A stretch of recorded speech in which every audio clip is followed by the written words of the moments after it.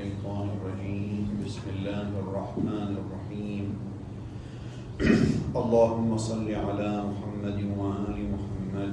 اللهم كن لوليك الحجة ابن الحسن صلواتك عليه وعلى آبائه الطاهرين في هذه الساعة وفي كل ساعة وليا وحافظا وقائدا وناصرا ودليلا وعينا حتى تسكنه أرضك طوعا وتمتعه فيها طويلا برحمتك يا أرحم الراحمين. في هذا اليوم وهو يوم الجمعة وهو اليوم الموسوم باسم مولانا صاحب العصر والزمان روحي وأرواح العالمين له الفداء، نتكلم في هذه الأيام المقبلة إن شاء الله عن وظيفتنا اتجاه إمام زماننا. فهل الوظيفة هي تنحصر في الدعاء؟ وهل هناك استعداد ووظيفة ثابتة على المؤمنين في زمان الغيبة أو لا؟ وأفتتح البحث برواية وردت عن النبي الأعظم صلى الله عليه وآله، وهذا يعني أن مسألة المهدوية والإمام المهدي مسألة مطروحة منذ زمان النبي الأعظم صلى الله عليه وآله. فقد ورد عن النبي صلى الله عليه وآله أنه قال: المهدي من ولدي، اسمه اسمي وكنيته كنيتي، أشبه الناس بي خلقا وخلقا، تكون له غيبة. لاحظوا هذا المقطع، هذا المقطع يوجب على المؤمن التأمل والحذر. تكون له غيبة وحيرة، يعبر النبي أنه تحصل حيرة تضل بها الأمم أو تضل فيه الأمم، ثم يقبل كالشهاب الثاقب ويملأها عدلا وقسطا كما ملئت ظلما وجورا. فحذر النبي صلى الله عليه وآله منذ أول دعوته أن هناك زمان يوجد فيه حيرة للأمم وانحراف عن القول بإمامته، ثم يأتي بعد الحيرة والضلالة كالشهاب الثاقب يملأ الأرض عدلا وقسطا كما ملئت ظلما وجورا. ومن هنا ينبغي علينا أن نبحث ما هي وظيفة المؤمن في زمان الغيبة. فهل وظيفته كما قلنا هو الشوق والحب للإمام فقط؟ هل وظيفته فقط الدعاء؟ هل وظيفته الاستعداد؟ هل وظيفته الانتظار؟ وهل الانتظار هو نفس الاستعداد أو غير الاستعداد؟ وما هي الأدعية التي حث عليها الأئمة بل الشيعة في زمان الغيبة؟ كل هذه الأسئلة وغيرها نحاول الإجابة عنها إن شاء الله في هذه الأيام المقبلة. في العشرة الثانية المقبلة تكلمنا في العشرة الأولى عن مسألة التوبة وعن مسألة الأوب إلى الله، وهو البعد السلوكي، البعد الأخلاقي. نتكلم إن شاء الله في هذه العشرة الثانية بما يسمح الوقت عن مسألة المهدوية ومسألة وظيفة المؤمن اتجاه إمام زمانه. وهناك عدة كتب ألفت في ذلك، وأذكر لكم اسم كتاب من الكتب المهمة التي تتعرض إلى وظيفة المؤمن في زمان الغيبة، وحبذا الإخوة أن يطالعوا الكتاب، وموجود في وسائل التواصل في الإنترنت يمكن تنزيله، وهي وظيفة الأنام في غيبة الإمام. كتاب وظيفة الأنام في غيبة الإمام لمؤلفه الميرزا محمد تقي الإصفهاني، وفقنا الله وإياكم للقيام بالوظائف. الوظيفة الأولى وهي المحور الأول من الوظائف معرفة الإمام عجل الله فرجه.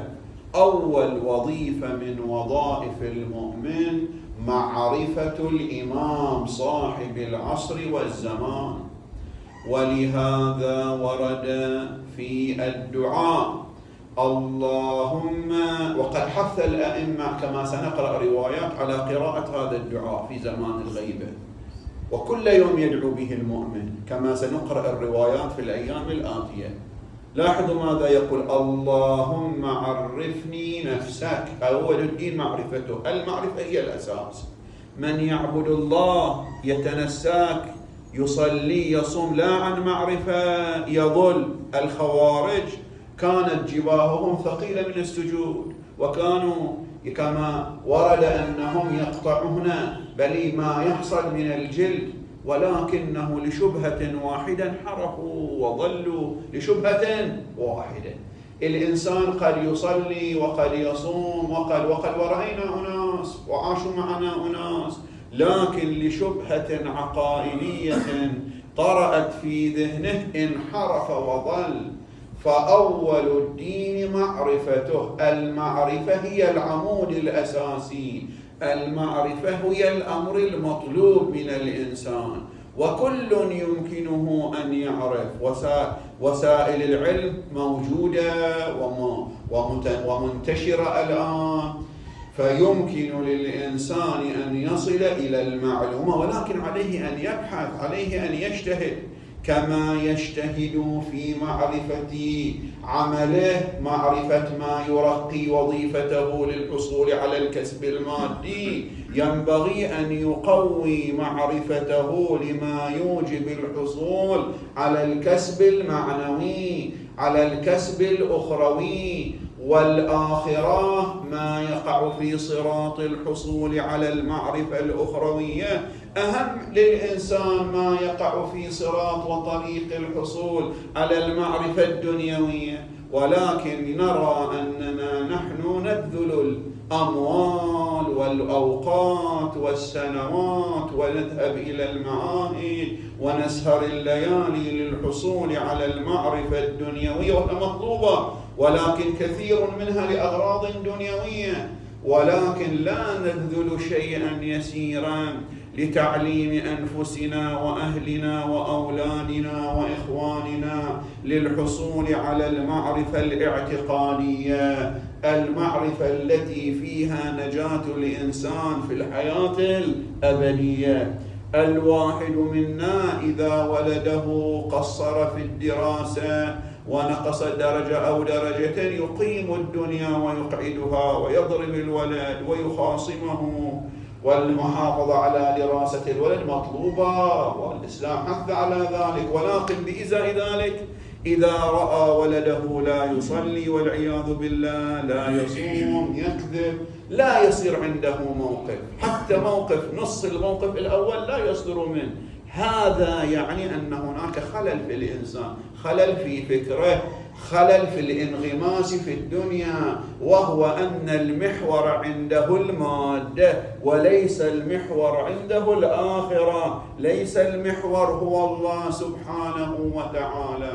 فينبغي للإنسان أن يتحذر من هذه المسألة، ولهذا حثت الروايات والأدعية على المعرفة. فأول وظيفة من وظائف المؤمن اتجاه إمام زمانه معرفته، ولهذا ورد في الرواية في الدعاء: اللهم عرفني نفسك فإنك إن لم تعرفني نفسك لم أعرف نبيك.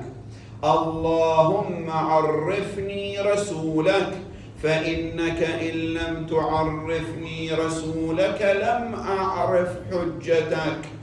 والنتيجة: اللهم عرفني حجتك. لاحظوا، أولا الإنسان أن يعرف ربه، ومعرفة ربه تنطلق بعد ذلك إلى معرفة الرسول، وبعد ذلك إلى معرفة الحجة. هذا مثلث المعرفة.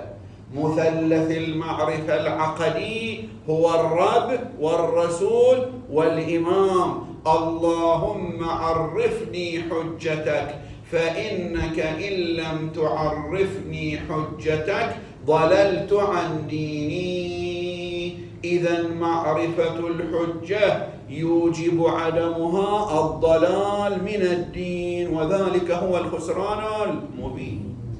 كيف أعرف الحجة؟ ما معنى أنني أعرف الحجة؟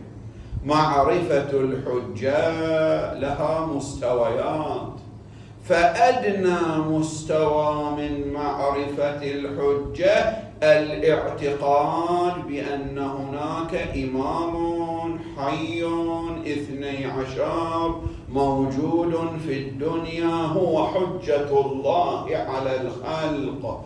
فهذا الاعتقاد بأصل وجود الإمام 12 وأنه حي وأنه له منصب الإمامة أدنى مراتب المعرفة. وبعد ذلك المعرفة بصفاته ومقاماته وآثاره ووظائفه، لولا لساخت الدنيا بأهلها. كما سنتعرض إن شاء الله إلى بعض الوظائف والآثار لوجود الإمام عجل الله فرجه في زمان الغيبة. إذن المعرفة من الوظائف الأساسية للمؤمن، فيوالي الإمام عجل الله فرجه. ولهذا ورد في زيارة آل ياسين التي تبين بعض مقامات الإمام التي ينبغي للمؤمن أن يعرفها، وردت في زيارة آل ياسين قال: السلام عليك يا باب الله. هذا مقام باب الله وديان دينه. السلام عليك يا خليفة الله وناصر حقه. السلام عليك يا حجة الله ودليل إرادته. الإمام هو دليل لإرادة الرب.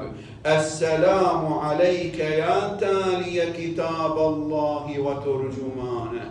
إذن هذا بعض مقامات الإمام الذي ينبغي للمؤمن أن يتمعن ويعتقد بها ويسلم بها. موجودة هذه المضامين في زيارة آل ياسين الذي المؤمن إن شاء الله كلنا نحاول أن نقرأها هذا اليوم. لا يفوتنا قراءة زيارة آل ياسين، وهي الزيارة المأثورة للمولى عجل الله فرجه. هذه هي الوظيفة الأولى وهي معرفة الإمام، وستأتي بعض التفاصيل المتعلقة بذلك إن شاء الله في الأيام اللاحقة. وفقنا الله وإياكم لمعرفة إمام زماننا ورزقنا دعاءه. اللهم هب لنا رأفته ورحمته ودعاءه وخيره ما ننال به سعة من رحمتك وفوزا